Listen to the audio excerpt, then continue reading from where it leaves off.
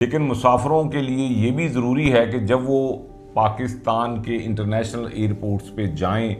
और US dollar 5,000 अपने साथ लेके जा रहे हों तो उनके लिए ये भी ज़रूरी है कि जो किसी अथेंटिक और लाइसेंस याफ्ता करेंसी डीलर से वो उसकी रसीदें भी हासिल करें। तो बहुत सारे लोगों ने ये कहा जी कि अभी तकरीबन 4-5 हफ्ते हो चुके हैं, तो अभी मज़ीद क्या हुकूमत पाकिस्तान ने इस पर तवज्जो दी कि आया बैगेज रूल्स और वो जो TR है और उसके बाद गिफ्ट स्कीम जो 3 पुरानी स्कीम्स थी उसके तहत आ रही हैं गाड़ियाँ, या उसमें कोई तब्दीली हुई है या नहीं हुई। तो मैं आपको बताता चलूँ कि जी अस्सलाम वालेकुम, अमीन फ़ारूकी हाज़िर खिदमत है। नाजरीन, बहुत सारे लोगों ने मुझे बज़रिया मैसेजेस और ईमेल के ज़रिए पाकिस्तान से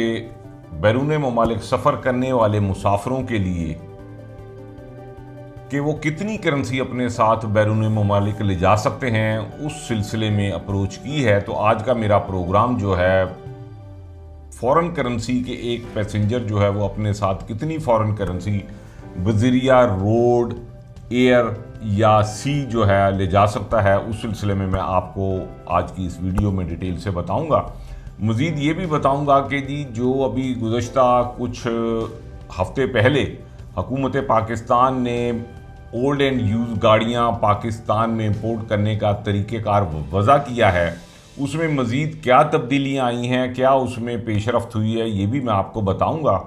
तो मेरी आपसे गुजारिश है कि अगर आपने मेरे इस चैनल को सब्सक्राइब नहीं किया तो मेरे इस चैनल को सब्सक्राइब कीजिए और वीडियो को लाइक कीजिए। जी, तो मैं आपको बताता चलूं कि हुकूमत पाकिस्तान के मौजूदा कवानीन के तहत कोई भी मुसाफिर जो पाकिस्तान से बैरून ममालिक सफ़र कर रहा है वो अपने साथ US डॉलर 5,000 या इसके मुसावी कोई भी रकम, कोई भी फॉरेन करेंसी इसके मुसावी जो है वो अपने साथ कैरी कर सकता है। लेकिन ये शर्त जो है अदर देन अफ़गानिस्तान जाने वाले पैसेंजर्स के लिए है, यानी कि अफ़गानिस्तान जाने वाले अगर कोई जाना चाहता है अफ़गानिस्तान बाई एयर या बाई रोड, उसके लिए अलग कवानीन है, वो मैं आपको बताता हूँ। लेकिन सबसे पहले तो मैं आपको ये बताता चलूँ कि जी जो बाहर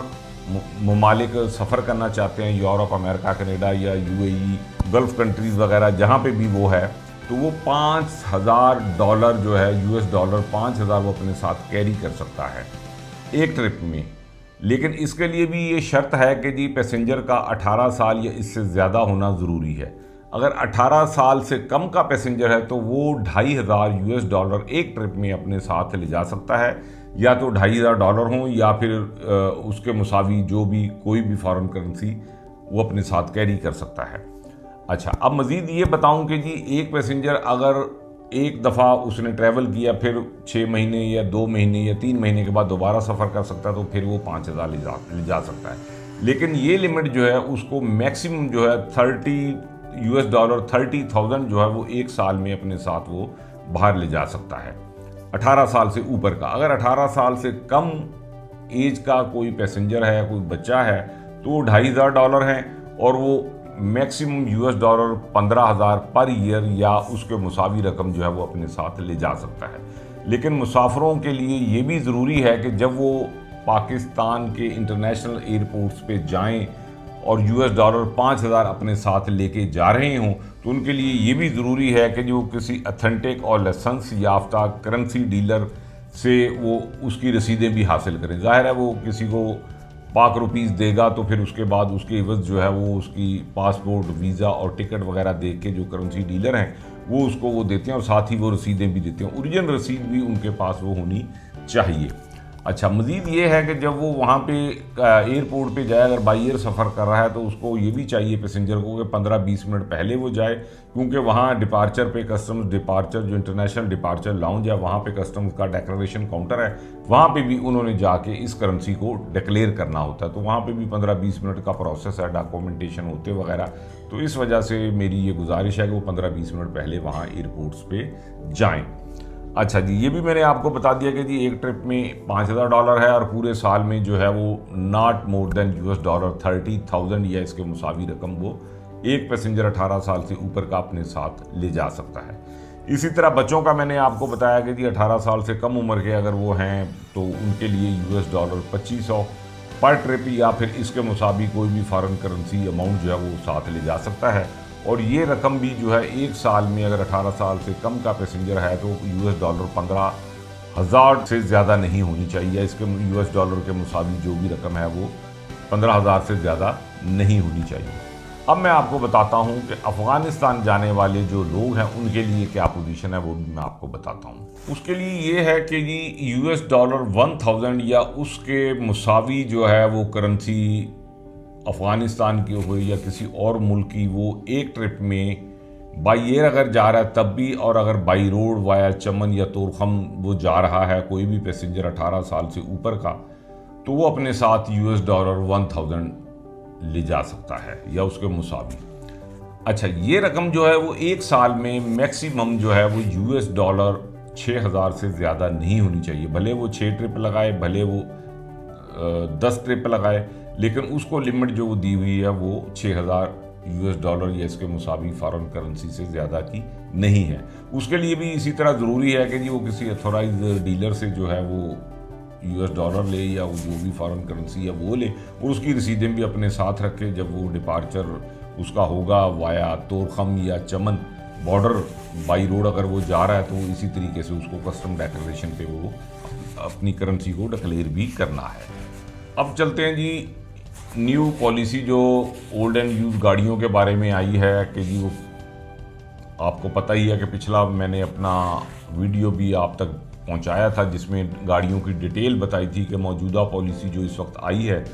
जिसमें उन्होंने 5 साल तक गाड़ियां और फिर 1 साल के बाद 5 साल से ज़्यादा की गाड़ियों को भी इंपोर्ट करने की और कमर्शियल बेसिस पे इंपोर्ट करने की इजाज़त हुकूमत पाकिस्तान मिनिस्ट्री ऑफ कॉमर्स ने दी है। उसकी भी पूरी डिटेल मैंने आपको पिछली दफ़ा बताई थी कि जी उसमें क्या क्या कंडीशंस हैं, क्या क्या कुछ हैं, वो भी आपने देखा होगा। तो बहुत सारे लोगों ने ये कहा जी कि अभी तकरीबन 4-5 हफ्ते हो चुके हैं, तो अभी मज़ीद क्या हुकूमत पाकिस्तान ने इस पर तवज्जो दी कि आया बैगेज रूल्स और वो जो TR है और उसके बाद गिफ्ट स्कीम जो 3 पुरानी स्कीम्स थी वो उसके तहत आ रही हैं गाड़ियाँ, या उसमें कोई तब्दीली हुई है या नहीं हुई। तो मैं आपको बताता चलूँ कि जी अभी जैसे पुरानी पोजीशन थी वो एज इट इज़ ही है आज तक। उसमें ना अभी बैगेज रूल्स को उन्होंने छेड़ा है, ना ट्रांसफ़र और रेजिडेंस जो TR रूल जिनको कहलाते हैं उनको उन्होंने गाड़ियों के हवाले से छेड़ा है, ना ही गिफ्ट स्कीम को छेड़ा है। लेकिन र्यूमर्स हैं और उम्मीद भी है कि जी इसमें भी कुछ रद्दोबदल करेंगे। एक तो ये चीज़ होगी। दूसरी चीज़ ये है कि जो हुकूमत पाकिस्तान ने, मैंने अपने प्रीवियस वीडियो में भी बताया था,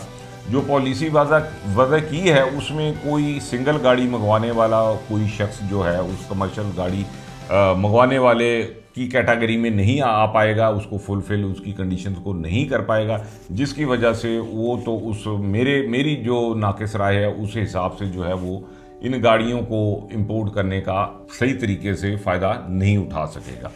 लेकिन ये भी मैं आपको बताता चलूँ कि फेडरल बोर्ड ऑफ रेवेन्यू में भी बड़े हाई पैमाने पे मीटिंग्स इस सिलसिले में हो रही हैं, और ये भी उम्मीद है कि जी इन फ्यूचर में कुछ हफ्तों में जो है ये पाकिस्तान कस्टम्स टैरिफ का जो कस्टम ड्यूटी और टैक्सेस का स्लेब है इसको भी काफ़ी तब्दील करने के और नीचे लाने के उसमें उनकी उम्मीद है कि वो भी कुछ हो जाएगा। उसके बाद ही वादे पॉलिसी होगी, लेकिन अभी तक कोई भी वादे पॉलिसी नहीं है। जो साथी मुझे अप्रोच कर रहे हैं कि जी गाड़ियों के सिलसिले में लेटेस्ट आप अपडेट दें, तो लेटेस्ट अपडेट यही है कि जो प्रीवियस मेरा वीडियो था जो उसमें मैंने डिटेल दी थी वही है। अभी तक कोई फर्दर कोई इसमें तब्दीली या कोई अच्छे नताइज या कोई बुरे नताइज को कुछ किसी किस्म की भी कोई पॉलिसी भी वाज़े नहीं हुई। उम्मीद है कि 2-4-6 हफ्तों में, आइंदा हफ्तों में जो है कोई ना कोई तब्दीली गवर्नमेंट की तरफ से आएगी। जैसे ही वो आएगी मैं इंशाल्लाह आप तक फ़ौरन ही उसकी डिटेल्स लेके आप तक वहाँ पहुँचाऊँगा। इसके साथ ही नाज़रीन मुझे इजाज़त दीजिए। अल्लाह आपका व हमारा हामी नासिर हो। अल्लाह हाफिज़।